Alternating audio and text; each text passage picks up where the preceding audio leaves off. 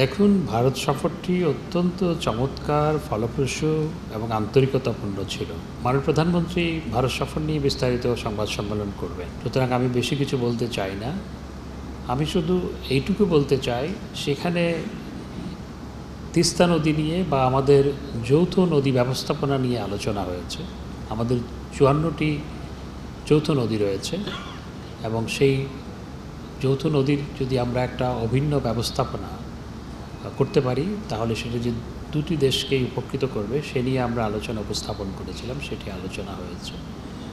এবং তিস্তা নদী নিয়ে চায়না বিষয়ে কোনো আলোচনা হয়নি। রোহিঙ্গা ইস্যুতে আমরা ভারতবর্ষের সহায়তা চেয়েছি রোহিঙ্গাদের ফেরত পাঠানোর ব্যাপারে। তখন চাইনিজ প্রসঙ্গে এসছে, সেখানে জাতিগত যে সংঘাত চলছে, সেখানে চায়নার ভূমিকা, সেই বিষয়ে এসছে। অন্য কোনো বিষয়ে চায়না প্রসঙ্গেই আসেনি। দেখুন, ই ভিসা চালু করবেন, সেটি ভারতের মাননীয় প্রধানমন্ত্রী তিনি নিজেই বলেছেন, বিশেষ করে মেডিকেল ভিসার ক্ষেত্রে এবং অন্যান্য ভিসাও যাতে সহজীকরণ হয়, সে নিয়ে তারা একটি প্যাকেজ নিয়ে এগোচ্ছে। তো দিনক্ষণ আসলে I am not the authority to speak on that. দিনক্ষণ তো ওদের এমবেসি বলবে বা ভারতীয় কর্তৃপক্ষ বলতে পারবে। দেখুন, তিস্তা তো একটা বড় প্রকল্প, সেটার জন্য তো কারিগরি দল আসতেই হবে। কারিগরি দল আসা মানে তো এটি খুবই ইতিবাচক।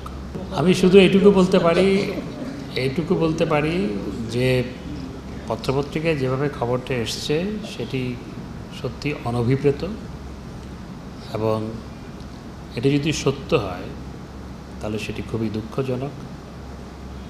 এবং আমি ইতিমধ্যে এনবিআরের চেয়ারম্যানের সাথে কথা বলেছি, তাকে এনবিআরের সদস্যপদ থেকে সরিয়ে দেওয়া হয়েছে ইতিমধ্যেই। এবং আমি বাংলাদেশ ব্যাংকের গভর্নরের সাথেও কথা বলেছি, তিনিও জানিয়েছেন তাকে সোনালী ব্যাংকের পরিচালকের পদ থেকেও সরানোর জন্য ইতিমধ্যেই উদ্যোগ নেওয়া হয়েছে। এরপরে ইনভেস্টিগেশন হবে, যে অভিযোগগুলো উপস্থাপিত হয়েছে সেগুলো সত্য কিনা সেটি ইনভেস্টিগেশনের পর তারপর সেটি বেরিয়ে আসবে, তারপর নিশ্চয় পরবর্তী ব্যবস্থা গ্রহণ করা হবে।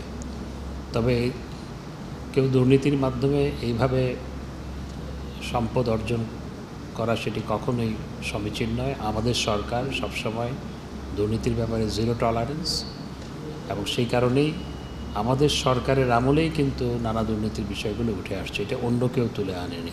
সেটা I shall investigate into the matter, because আপনার কথার প্রেক্ষিতে তা আমি বলতে পারি না যে দিচ্ছে কি দিচ্ছে না, কারণ ভারতের সাথে আমাদের অত্যন্ত ভালো সম্পর্ক এবং আমি মনে করি যে সেটি কোনো প্রতিবন্ধকতা হবে না। হয়তো শুরুতে কিছুটা জটিলতা থাকলেও থাকতে পারে, কিন্তু ফাইনালি কোনো জটিলতা থাকবে বলে আমি মনে করি না।